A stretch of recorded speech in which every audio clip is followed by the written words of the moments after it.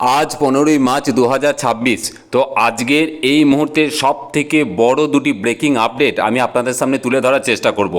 একটি হচ্ছে নির্বাচন সংক্রান্ত এবং অপরটি হচ্ছে বকেয়া ডিএ সংক্রান্ত। আপনারা প্রত্যেকেই হয়তো জেনে গেছেন যে পশ্চিমবঙ্গের যে বিধানসভা নির্বাচন তার দিন কিন্তু ঘোষণা হয়ে গেছে এবং এবারে এই যে নির্বাচন সেটি কিন্তু হবে 2 দফায় এবং যেটি কিন্তু 6ই মের মধ্যে কমপ্লিট করতে হবে।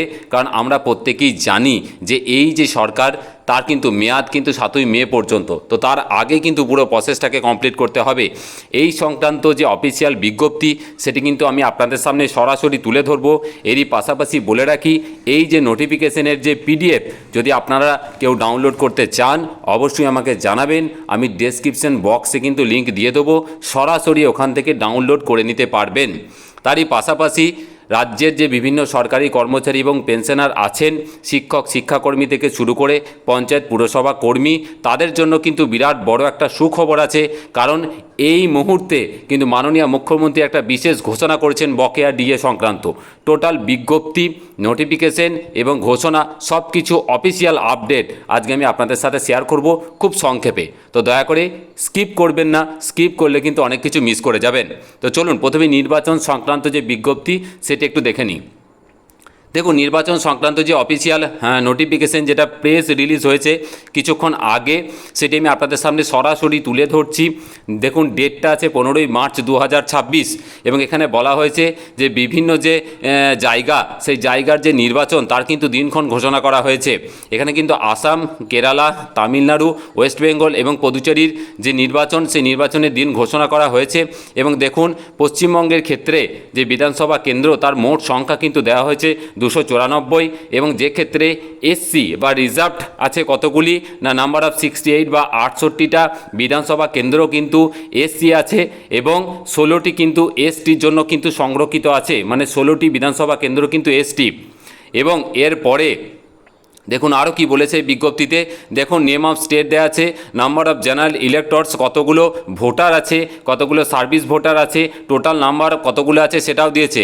পশ্চিমবঙ্গের ক্ষেত্রে সাধারণ ভোটারের সংখ্যা 6,44,52,609 এবং সার্ভিস ভোটারের সংখ্যা হচ্ছে কত দেখুন, এখানে 1,08,543।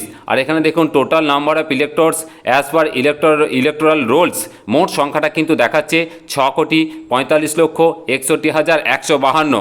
এরই পাশাপাশি আর কি বলেছে দেখুন, number of young electors as per the final role 18 থেকে 19 বছর বয়সী ভোটার কতগুলো আছে ওয়েস্ট বেঙ্গলের ক্ষেত্রে দেখুন দিয়েছে এখানে সংখ্যা 5,23,229। এই সংখ্যাটা কিন্তু 18 থেকে 19 বছর বয়সী ভোটারের সংখ্যাটা দেওয়া হয়েছে। তারই পাশাপাশি দেখুন পিডাব্লিউডি ভোটার্সের সংখ্যা পশ্চিমবঙ্গে কত দিয়েছে 4,16,089 জন, থার্ড জেন্ডার দিয়েছে 1,152 জন এবং সিনিয়র সিটিজেন 85+ দিয়েছে 3,78,979 জন। এই সংখ্যাটা কিন্তু পশ্চিমবঙ্গের ক্ষেত্রে একদম নির্বাচন কমিশনের তরফ থেকে পরিষ্কারভাবে জানিয়ে দেওয়া হয়েছে। দেখুন তারপরে দেখুন পোলিং স্টেশনের সংখ্যা 2024 লোকসভায় পশ্চিমবঙ্গে ছিল 80,530 এবং সেটা 2026 বেড়ে গিয়ে হয়েছে 80,719। টোটাল সংখ্যাটা কিন্তু এখানে তুলে ধরা হয়েছে। দেখুন এরই পাশাপাশি আমরা একদম যদি শেষের দিকে চলে যাই তাহলে কিন্তু আমরা দেখতে পাবো যে এখানে যে সংখ্যাটা সেই সংখ্যাটা কিন্তু দিয়ে দেওয়া হয়েছে যে কবে কিভাবে নির্বাচন হবে এবং কবে দিনক্ষণ ঘোষণা হবে তার কিন্তু একটা টোটাল হিসাব দিয়ে দেওয়া হয়েছে এবং কোন বিধানসভা কেন্দ্রে কবে ভোট হবে সেটাও কিন্তু আমি আপনাদের সামনে তুলে ধরার চেষ্টা করছি। দেখুন পশ্চিমবঙ্গে 2 দফায় নির্বাচন হবে, এখানে যারা স্পষ্টতই উল্লেখ করেছে প্রথম ফেজে 152টি কেন্দ্রে কিন্তু ভোট হবে, 152টি, আর দ্বিতীয় ফেজে কিন্তু 142টি কেন্দ্রে ভোট হবে। এখানে দেখুন date of issue of gazette notification publish হবে 30 তারিখে প্রথম ফেজের জন্য, দ্বিতীয় ফেজের জন্য পাবলিশ হবে 2রা এপ্রিল। দেখুন লাস্ট ডেট অফ মেকিং নমিনেশনের তারিখ দিয়েছে 6ই এপ্রিল প্রথম ফেজের জন্য আর 9ই এপ্রিল দিয়েছে সেকেন্ড ফেজের জন্য। তারপরে কি দিয়েছে স্ক্রুটিনি অফ নমিনেশন 7ই এপ্রিল দিয়েছে প্রথম ফেজ এবং 10ই এপ্রিল দিয়েছে সেকেন্ড ফেজের জন্য। Last date for the withdrawal of candidature, আচ্ছা না মনোনয়ন উইথড্র করার জন্য দিয়েছে ফার্স্ট ফেজের জন্য 9ই এপ্রিল লাস্ট ডেট এবং 13ই এপ্রিল দ্বিতীয় ফেজের জন্য নমিনেশন বা নাম প্রত্যাহার করার লাস্ট ডেট হচ্ছে 13ই এপ্রিল। আর ভোটের যে তারিখ সেটা দিয়েছে প্রথম ফেজের জন্য 23/4/2026 এবং দ্বিতীয় ফেজের জন্য 29/4/2026। আর কাউন্টিং হবে কিন্তু 4 মে 2026। আমরা জানি প্রত্যেকেই দেখুন কি দিয়েছে, date before which election shall be completed 6/5/2026 আগে কিন্তু ইলেকশন কমপ্লিট করতে হবে, পরিষ্কার বলা আছে।